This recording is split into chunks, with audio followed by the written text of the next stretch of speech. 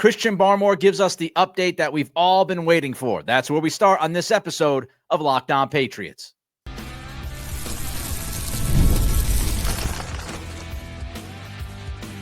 You are Locked On Patriots, your daily New England Patriots podcast. Part of the Locked On Podcast Network, your team every day. What's up, Patriots fans? I'm your host, Nick Cattles, born and raised in New England, your New England Patriots expert, host of the Everything Pats podcast, co-host of the Greg Bedard Patriots podcast with Nick Cattles, and also a sports talk show host veteran. On today's episode, 3 big takeaways from the 2025 schedule and the latest on the front office. But first, let's get to the huge news regarding Christian Barmore. We appreciate you joining the show, making us your first listen, and for being an everydayer. The Locked On Patriots podcast is a proud partner of the Locked On Podcast Network, your team every day. Christian Barmore's 2023 was one of the lone highlights to a terrible, brutal season for the Patriots. We all had to witness that year. It was tough to watch. But Barmore, with that defense, gave us some hope week to week because Barmore was that good. In 2023, Christian Barmore looked every single part of a game changer, a game wrecker from the interior defensive line. And of course, last year, he took a step back for understandable reasons. Blood clots, not once, but twice. It was a very, very tough year for Christian Barmore as a human being and as a football player. So what's the latest? Well, Barmore spoke to the media, and this is from Evan Lazar of Patriots.com transcribing it with this post. Barmore says he is fully participating in the offseason program and has been cleared for football activities. This from the Boston Herald's Andrew Callahan. Barmore expects to be able to play week 1. He says he's been cleared for football activity this spring and is not afraid the blood clots will recur again. Let me start with this. For Christian, the human being, this is great news. It doesn't matter if he fails to play another football game for the rest of his life. It doesn't matter if he never takes a snap. What matters the most is the fact that he's healthy again. This is somebody who's 25 currently, will turn 26 in July. A young human being with the rest of his life in front of him. So I'm so happy to hear Christian Barmore say that he has been fully cleared for football activities and that he's not afraid that the blood clots will recur again. On a human level, it's fantastic news. Now let's talk about the football. If there was a time to limit Barmore, it would be right now. We're talking about voluntary workouts. If Barmore is out there taking part in these voluntary workouts, if he's a full participant, as he said, he has been a full participant. If that's the case, that should make you and me feel really good about the prospects of Barmore being a vital piece to this team and a vital piece for that defense in 2025. Because if the Patriots had any concerns, if the medical team had any concerns, if Barmore had any concerns, there's no way on God's green earth that he would be competing as a full participant in these voluntary workouts. They would say, look, let's go slow. Let's pump the brakes for a minute. Let's give this time. We got a couple of months until training camp. There's no rush. Let's slowly bring you along. But no, he's a full participant in May. That's great news. And he's fully cleared. That is a major hurdle. Because we could have heard from Barmore that, he hopes to be cleared. He's on the way to being cleared. They think he will be cleared eventually. That's different than standing up at the podium and telling the whole world, I am fully cleared for football activity. That is a clean bill of health from the medical team. That is a significant hurdle that Barmore has gotten past, maybe sooner than I thought he would. Now, of course, he did have that recurrence late in the year in 2024. So we have to make sure to be cautious about the way we talk regarding his impact on this team and make sure we're not taking it for granted. And I'm sure that the medical team has been very cautious and Barmore has been cautious.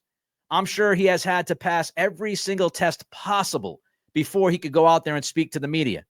And I don't think he speaks to the media until he's fully cleared. So great news across the board. Now let's look at expectations. Personally, I'm going to try my hardest to be patient with my expectations for Barmore, given what he has gone through the past year and a half. There is a clear difference between a voluntary workout program and playing NFL games. A clear difference. The intensity is going to be much, much higher. The physical toll is going to be much, much higher. He's going to be putting his body through a lot. So workouts on a voluntary basis versus practice, joint practices, and then getting to the games, it's a different world. So I'm going to be patient as far as my expectations. I mean, last year, Christian Barmore, he took only 123 snaps on the defensive side of the ball. 123 snaps last year. If you're wondering, he took 750 snaps in 2023. So from 750 to 123, it was almost a completely lost season for Barmore, and you have to imagine there's going to be a rust factor. But even if Barmore is 75, 80% of what he was in 23 this season, he's still really good. And if you have an 80% Barmore plus Milton Williams, I'll tell you right now, I get excited just thinking of that huge potential those two men bring to this defense. A devastating pass rush. And that's not hyperbole.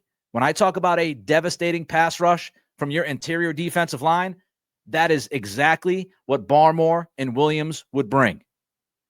You go back to 2023, Pro Football Focus's Mason Cameron wrote this about Barmore. Barmore had the 9th highest interior defensive lineman ranking from Pro Football Focus. He was a top 10 interior defensive lineman in 2023. And as PFF wrote, Barmore was a force as a pass rusher in 23, earning the 7th highest pass rushing grade among interior defenders. He racked up 49 pressures, had 8 sacks. I think he finished with 8.5 to be technical, to go with 5 batted passes at the line. When Christian Barmore was healthy in 2023, he was a top 10 interior defensive lineman when it comes to getting to the quarterback. What about Williams? Williams last year, this is from SI's Alex DiGastino. Williams had a 91.7 PFF pass rushing grade last year, which led all interior defenders.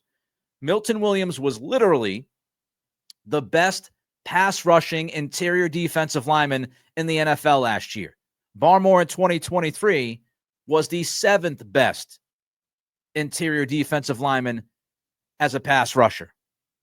You have the potential with Williams and Barmore, even if Barmore is 80%, you have the potential to have not one, but 2 top 8 pass rushers on the interior of the defensive line, which is going to make life miserable for any offense.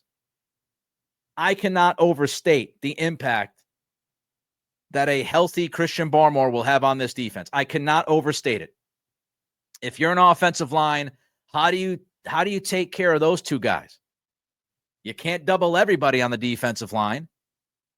That's going to leave Landry and Jennings and Chason and Swinson a bunch of one-on-one opportunities. They're going to have to devote, any offense is going to have to devote extra attention to Williams and Barmore. And guess what? Barmore is versatile. The Patriots can move him across the line of scrimmage on that defensive line as well. And we haven't even discussed Keon White, but just Barmore and Williams. This is big news. This is positive news. And it's great news for Christian Barmore. We have a lot more than just our initial thoughts on the 2025 schedule from yesterday's episode. We have dug in deeper. It's coming up next as we continue with today's episode of Locked On Patriots, part of the Locked On Podcast Network, your team every day. There is nothing like the atmosphere of an NBA playoff game. Every bucket, every defensive stop, every moment feels huge. It's electric in the arena. And with Gametime, you can be part of it without the stress of last-minute ticket hunting. Gametime makes it fast and easy to get playoff tickets, even when demand is sky high. Prices on the app actually go down as tip-off gets closer, and their last-minute deals can save you up to 60%. Here's why you should use Gametime. Not just the 60% off buying last minute for sports, concerts, comedy, theater. The all-in pricing means no surprise fees at checkout. What you see is what you pay. Take the guesswork out of buying tickets with Gametime. Download the Gametime app, create an account, use code LOCKEDONNFL for $20 off your first purchase. Terms apply. Again, create an account and redeem code LOCKEDONNFL for $20 off. Download Gametime today. Last minute tickets, lowest price, guaranteed. The 2025 schedule sets up on paper for a big leap from 2024. It sets up almost perfectly. It is mostly a great layout for the Patriots. And I know we looked at on yesterday's episode the hardest stretch, the softest stretch, the primetime games, but there are more thoughts about this schedule that I wanted to bring up on today's episode. The soft start, let's look at that. The beginning of the schedule, the beginning of the season. First game is against the Raiders at home. Gillette Stadium, friendly confines. Then you go to Miami. Then you host Pittsburgh. Then you host Carolina. So 3 out of your first 4 games are home games. It allows you to really get comfortable and settle into the season. Now, the first away game is at Miami, which is going to be no picnic. We know the Patriots have struggled in Miami for a long time, and since it's going to be a week 2 game, it's going to be super hot in Miami. So that is going to be a challenge. But Vegas, at Miami, Pittsburgh, Carolina, 3 of those 4 games at home. The first week against the Raiders, you have a team traveling from Vegas to New England, going cross-country for a 1 o'clock kickoff. Now, I know there's been some studies done. There are analytics that tell us that has less impact today than it used to have for several different reasons. I would imagine that teams have figured out the efficiency during the work week at a higher level. I would imagine that the travel accommodations help out. I would imagine that sports science has helped out. But that's still a very difficult thing for the Raiders to start their season by flying across the country week 1 and having a 1 p.m. Eastern time kickoff, so 10 a.m. in their head. Very difficult. And then you look at the quarterbacks at the beginning of the season. Geno Smith, good quarterback. Had a good game against the Patriots last year with the Seattle Seahawks, but you got a different defense. You got Carlton Davis. I think the secondary is going to be different. We just talked about this defensive line. I think they're going to be able to get after the quarterback. So Geno Smith, good quarterback. Good quarterback. Tua Tagovailoa. I have never been the biggest fan of Tua. I think he is a product of his surroundings more than being a product of his own natural, raw talent and gifts. And I think you can handle Tua Tagovailoa as long as you limit Tyreek Hill, who was not nearly as good last year, and Jalen Waddle. If you can somewhat limit those guys and you leave Tua in the pocket trying to figure out what he wants to do, he inevitably turns into a pumpkin from time to time and will turn the football over and make mistakes. And then you've got Pittsburgh at home. Is it going to be Aaron Rodgers? I don't know. Even if it is Aaron Rodgers, I don't think this is Aaron Rodgers from 5 years ago. If it's not Aaron Rodgers, then good luck to the Pittsburgh Steelers.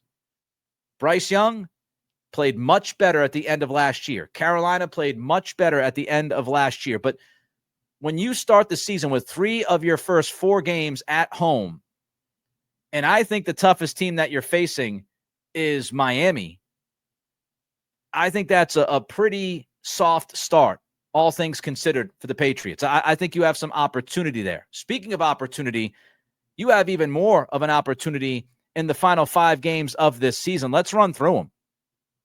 Week 13, you host the Giants. That is going to be a primetime game.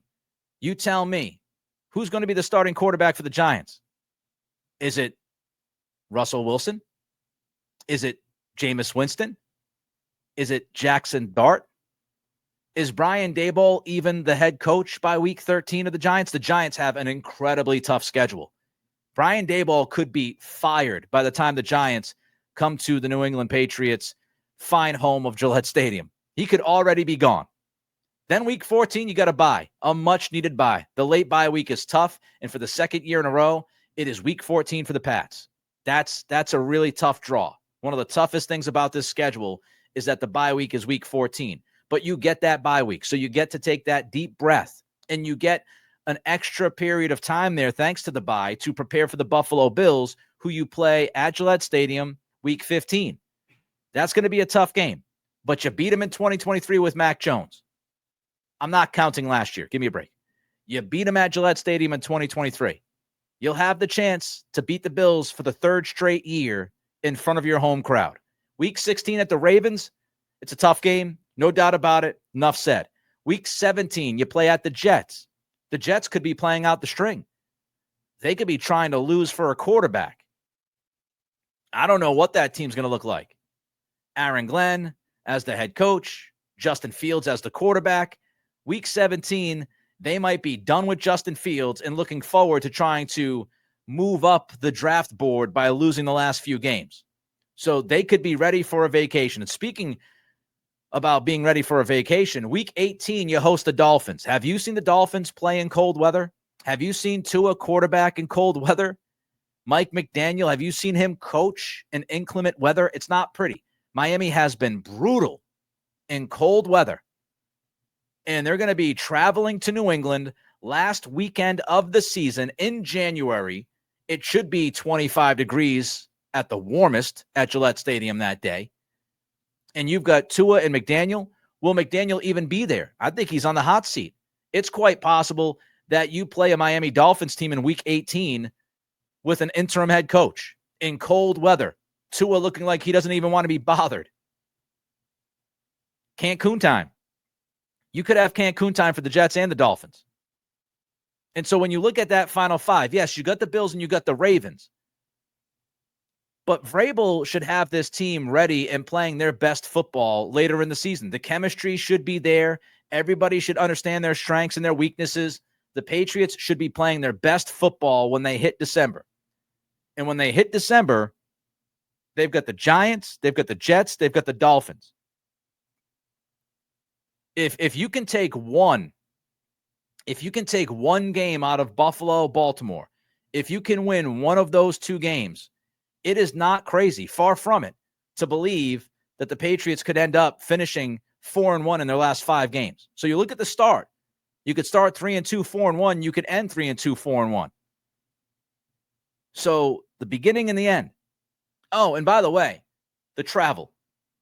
The travel as part of this schedule is almost non-existent compared to past years and what other teams are going to have to go through this season. You look at the travel schedule for the Patriots in 2025, New Orleans is the furthest west that you're going to go. That's the furthest west you're going is New Orleans. Then you have New Orleans and Tennessee back-to-back on the schedule. I don't know if Mike Vrabel is just going to stay in Tennessee. I mentioned that on yesterday's show. I think it's quite possible that Vrabel says, we're just going to stay in Tennessee. We're going to go from New Orleans to Tennessee, and we're just going to hang out that week instead of going from New Orleans back home down to Tennessee. I think it's quite possible that the Patriots pull up in a residency in Tennessee that week. They don't have a single international game, so you don't have to worry about international travel getting in the way. And then I mentioned the last 5 games. You look at the last 5 games, they hardly travel. They're going to be playing here in Foxborough. They're going to be playing in Buffalo, short trip. And they're going to be playing in Baltimore, short trip. So the travel, I think, it really couldn't be any easier for the Patriots from a traveling standpoint in 2025. So an opportunity at the beginning of the season, those first 4 games, an opportunity in the last 5 games, and the travel schedule, very light for the Pats this year. We have the latest on the front office relationships and dynamics. That's coming up next as we continue with today's episode of Locked On Patriots, part of the Locked On Podcast Network, your team every day.